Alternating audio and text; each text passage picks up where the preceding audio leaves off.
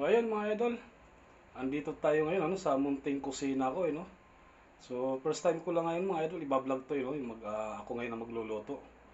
So ito ngayon mga idol, ang lulutuin ko Kung tawagin ko idol tinulang Tagalog no. So iba kasi sa mga idol sa Bisaya ang tinula.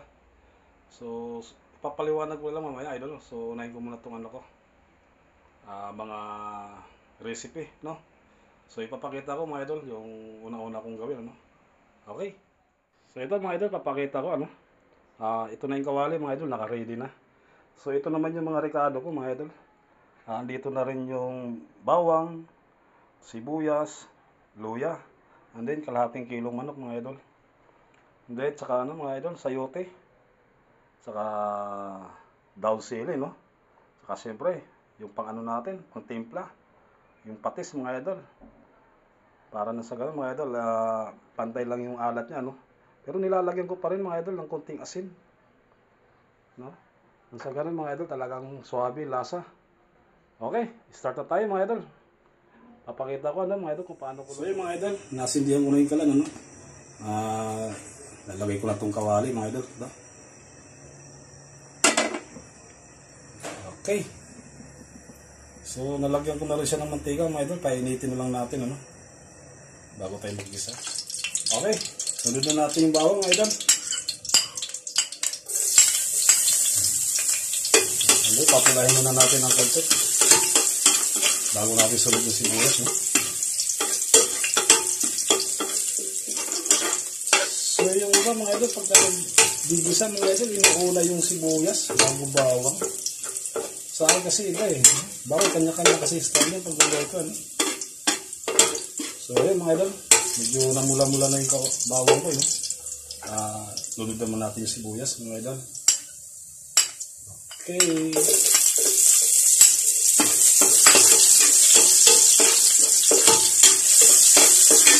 Ganun lang mga idol, ganun ka-simple yung tinulang Tagalog. Yung tawagin ko idol.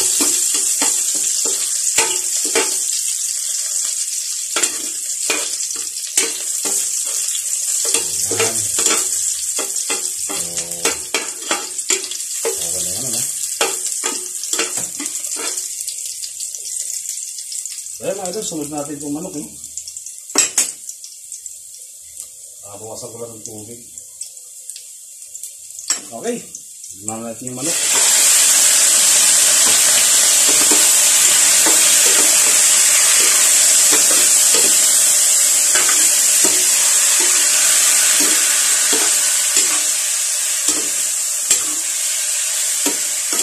Ito mga idol, pagka nagtitinula ko ginigisa ko talaga yung manok kasi nakakabawas din ng lansa pagka ginigisa. Yung iba kasi mga idol hindi nire-ripta so medyo may lansa pa konti So ito mga idol, gawa ng ginigisa ko muna yung manok, then susunod ko na yung luya mga idol. Yan, para na sa ganun mga idol, pati luya magigisa din siya ng konti.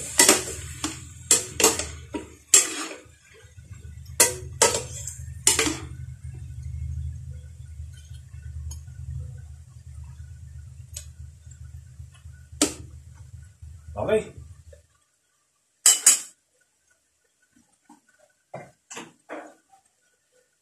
Takpan muna natin mga idol, papula-pulahin lang natin mga 2 minuto.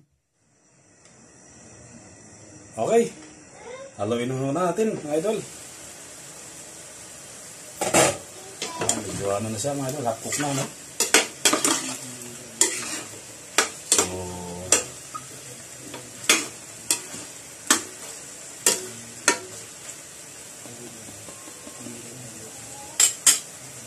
lalagyan na natin siya ng sabaw mga idol.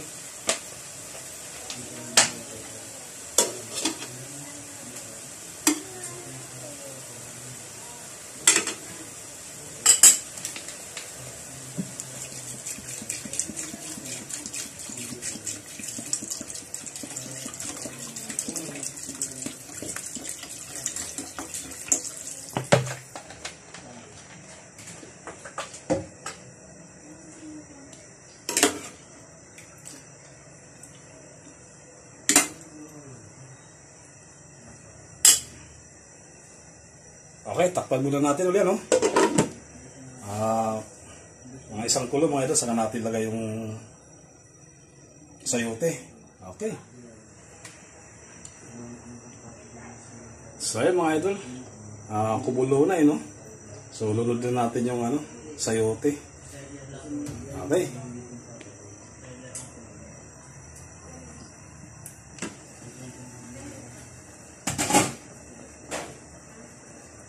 So, ayan mga idol.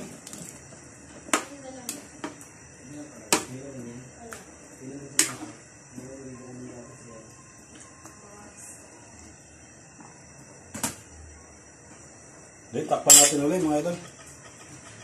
Para kalambutin naman yung sayote.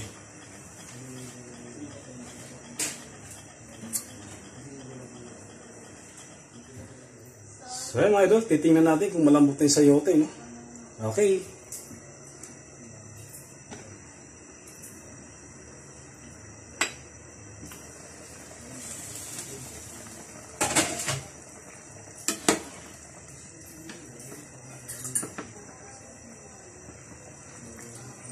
Ayan mga idol, konti pa.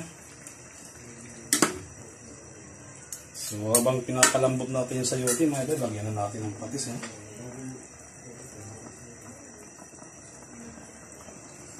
Patis ang sikreto. So, ayan mga idol.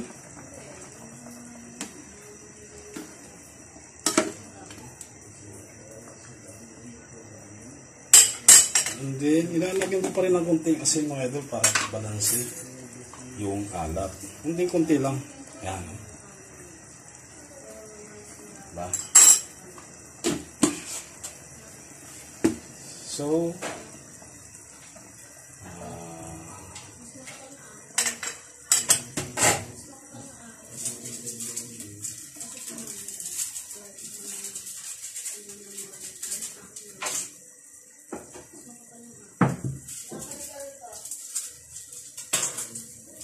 saka yung sikreto ko mga idol. Ito. Lagyan natin. Okay.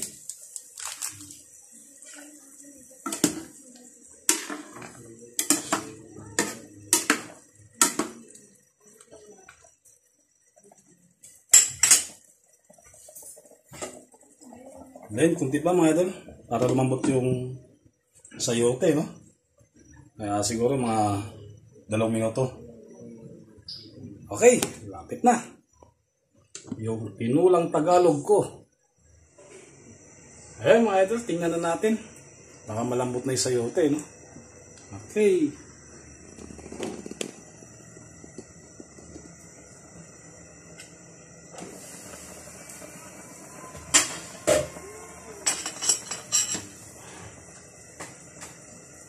Yun. Sakto-sakto. So, lagyan na natin itong talsili mga idol. Ayos.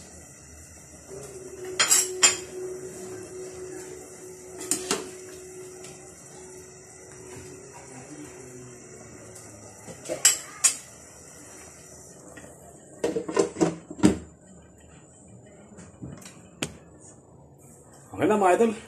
Luto na. So yun mga idol, kaya ko nasabi sabi ko tinulang Tagalog.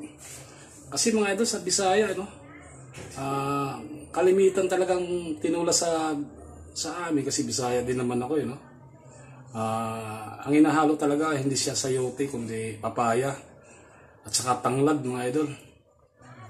Saka yun siyempre ang manok sa probinsya kung tawagin Bisaya din, no? Yun talaga, manamis-namis ang sabo mga idol. Dito kasi, so kalimitan na gamit dito, sayote. So, meron din gumagamit ng papaya. So, kanya-kanya na lang style yun mga idol. So, kasi gamit ko talaga sayote. So, yun mga idol. Natapos na rin naman yung pagluluto ko, okay na. So, ito na mga idol, ang resulta. So, nailagay ko na rin yung daw ng sili, no? Ayan, yan. So, okay. Finish na. Okay. Sasaing naman ako ngayon. Hinuli ko yung pagsaing mga idol. Hinuli ko yung ulam, no? Okay. Thank you.